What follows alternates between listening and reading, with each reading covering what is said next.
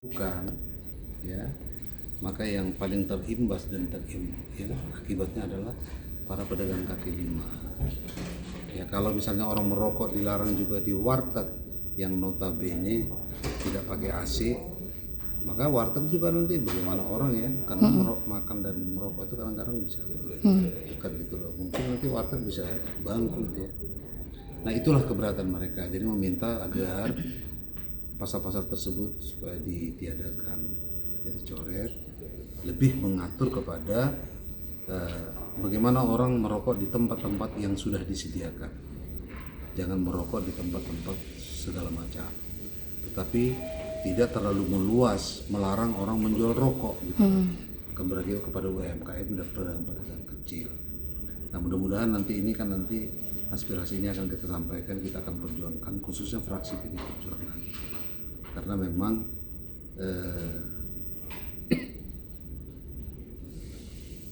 peraturan ataupun perda jika memang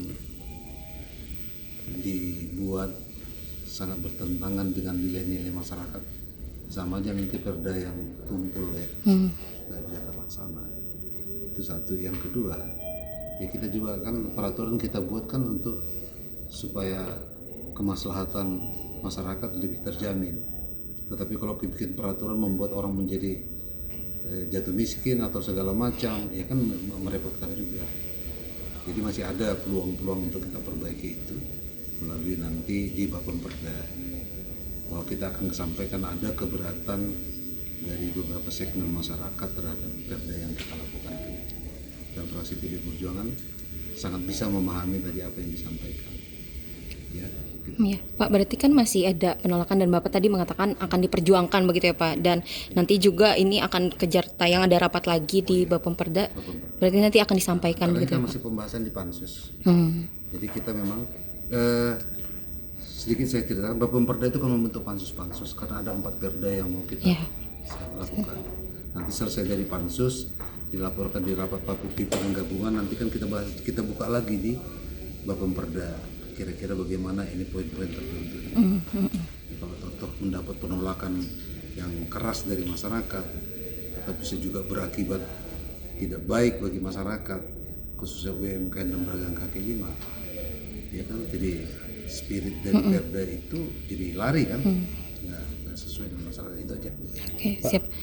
Kan infonya pasal per pasalnya sudah diputuskan gitu Pak ya. Nah itu artinya masih bisa dirubah Pak ya? Ya, kita kan masih ada seperti yang saya katakan tadi.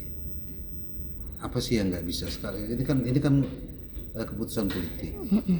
Ya, keputusan politik itu kan bisa diperbaiki. Karena kalau kita katakan tadi misalnya di Bapemperda, kita bisa bahas kembali. Ya, walaupun memang pokok pembahasan ini kenapa sampai seperti itu, sebagian kan kita kawan-kawan berpandangan sudah ada PP nomor 24 ya, 28 tahun 2024 yang diatur, mereka merujuk ke situ. PP-nya aja yang di hierarki perundang-undangan yang paling tinggi membuat aturan seperti itu, kan nggak salah kita buat di Perda ini.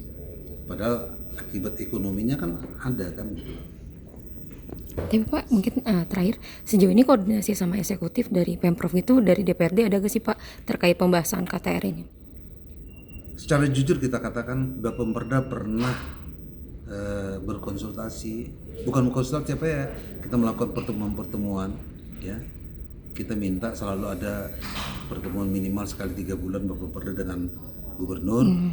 Gubernur sudah mengingatkan Dan itu. terakhir kan akan UMKM jangan agar sampai perda ini jangan sampai berakibat kepada UMKM. Beliau langsung mengatakan secara eksplisit gitu loh. Oke, siap. Mungkin Bapak sedikit Pak dari tambahannya. Siap. Terima kasih Pak Joni. Iya, terima kasih ya Pak. Jangan lupa subscribe ya.